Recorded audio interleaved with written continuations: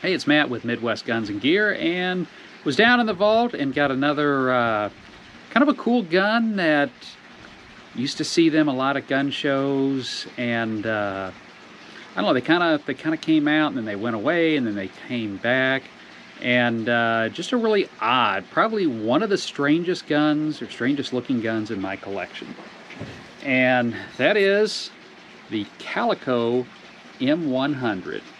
Now these things came out in the 80s. If it looks a little bit familiar, well, you ever seen Spaceballs? These were used in Spaceballs. They've been used in a couple other movies or similar variants. Calico made a couple of different rifles and handguns. This one is the M100. It's a 22 caliber blowback rifle and pistol that was made basically the exact same thing, just a little shorter and without the stock. And what's kind of interesting is the magazine on this. It's a hexagonal magazine that holds 100 rounds, and basically, get all the pressure out of here, the follower is in here. What you do is you would take the back here, you would turn it about 2 or 3 times, and then you would see the follower. You would start to load 22 shells in here, and once you got a few of them in there, you would turn this about 10 times roughly. You don't want to over tighten it, because you over tighten or overspin it and the magazine kind of messes up on you a little bit, and then you got to take it apart and kind of reset it, which isn't hard, but it is kind of a pain in the rear to do. But yeah, nice 100 round magazine. Fits kind of out of the way here. Kind of reminds me a lot of one of these, you know, where you got your top mag. Granted, this isn't this is a little different type of magazine, but always kind of reminded me of the same thing. The magazine like that actually goes all the way back to the late 1800s. Was the first rifle with a hexagonal magazine, and there's some AK variants that use that as well. Now this gun was originally designed with the idea of sales to military and law enforcement. They've got the 22 long rifle version, the rifle and the handgun. There's also a 9mm version, rifle and handgun. They at one of the SHOT Shows they had a 12 gauge version, but that I don't think ever made it to production.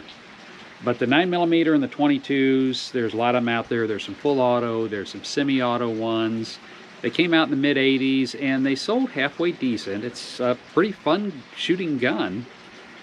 But when the assault weapon ban came out under Bill Clinton, the magazine wasn't compliant, so these kind of went away for a little while, and then when it sunsetted, they came back.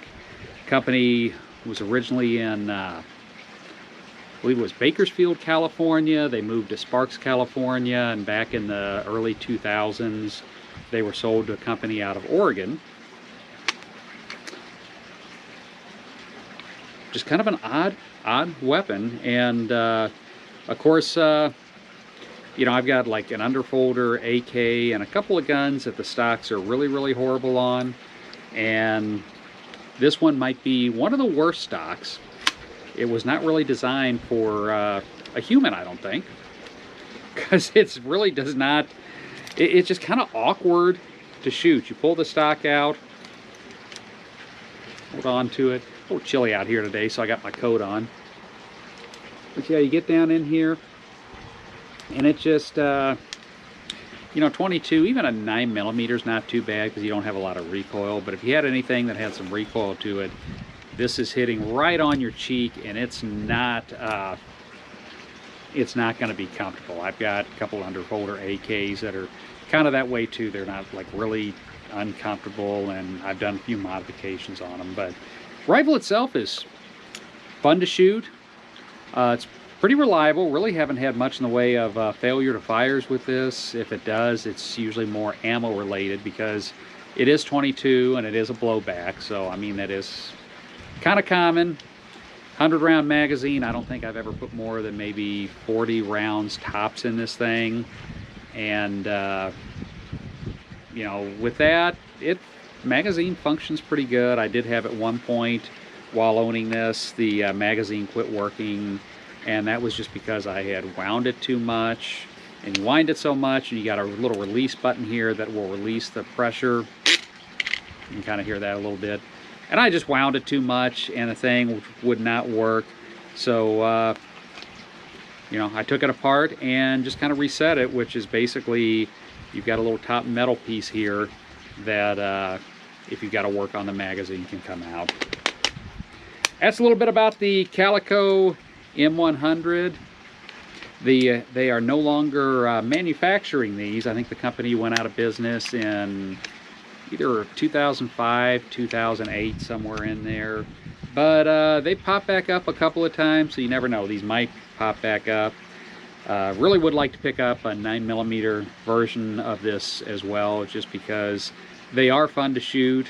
22's nice, 9mm's cheap, so it'd be kind of nice to have a little 9mm. I've got a nice little collection of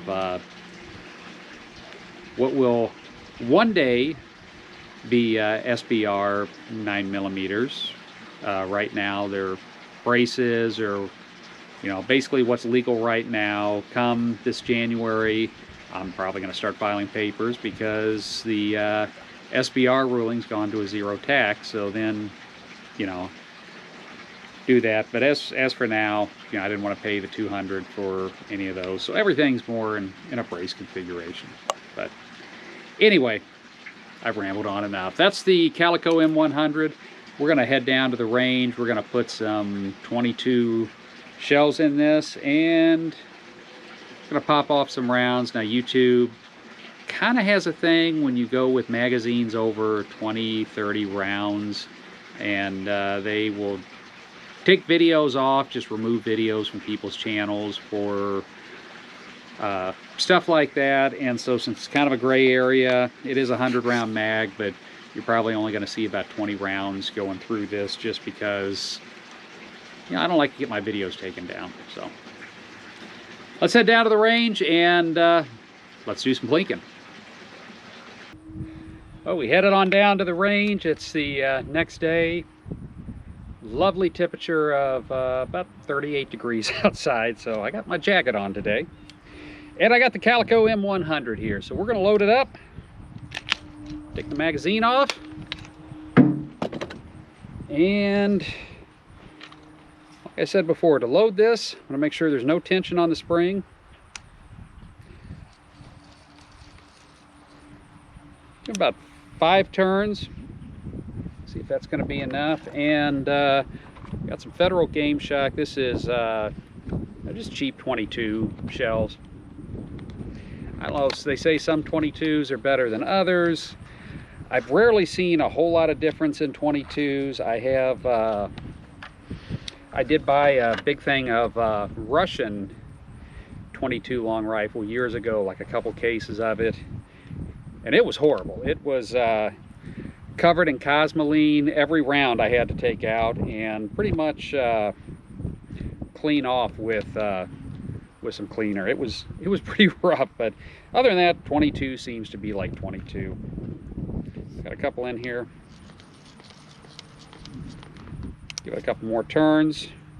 These loaded in.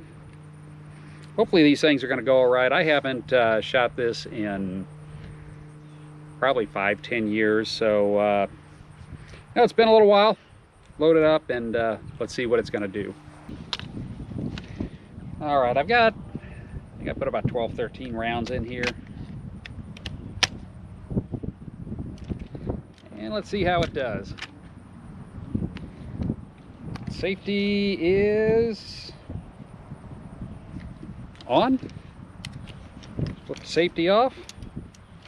Get this lovely stock out.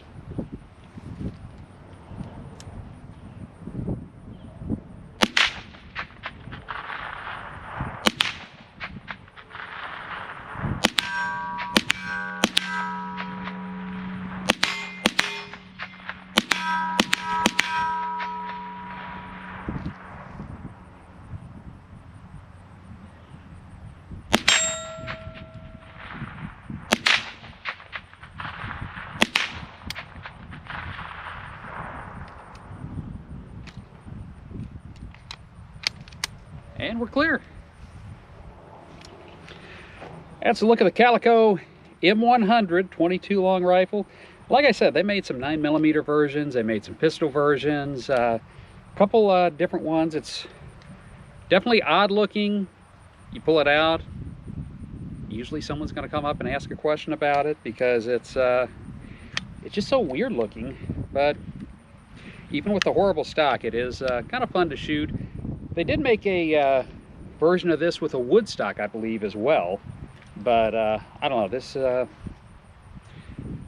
just gives you that whole space look, I guess. You ever had one of these? Did you ever seen these before, other than maybe the movie Spaceballs? Did you know these exist? Have you ever shot one? I'd like to know about it. Let me know in the comments. I always love reading those comments. Leave us a comment and let us know. It's Matt with Midwest Guns and Gear. If you enjoy the videos, please consider giving us a thumbs up on this video, or consider subscribing to the channel. It's much appreciated, and it does help the channel grow. Till next time, have a great day.